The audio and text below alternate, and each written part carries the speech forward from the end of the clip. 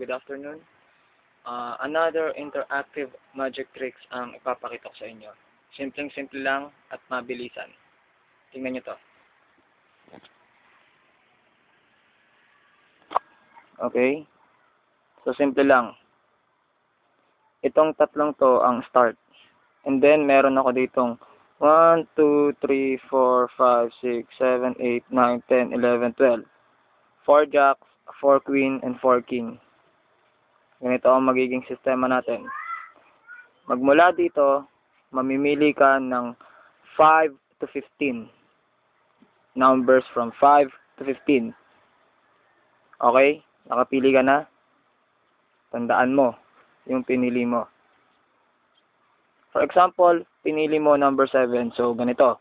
1, 2, 3, 4, 5, 6, 7. So, sa Queen of Diamonds ka mamimili. Mas okay kung ilalapat mo yung daliri sa screen. Okay? So, ngayon, mamili ka na from 5 to 15. Okay, nakapili ka na. Tatanggalin ko na ang start.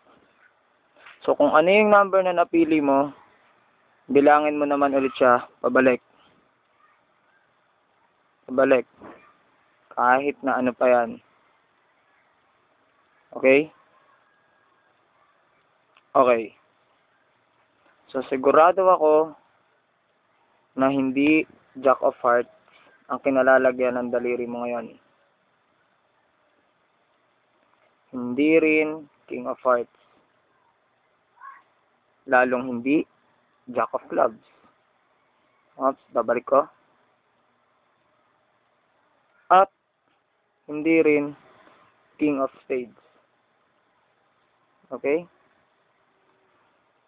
So, kung saan man nakalagay yung daliri mo, magbilang ka sa kahit na anong direksyon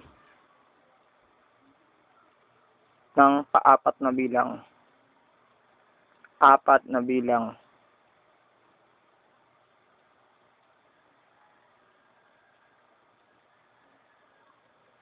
Okay?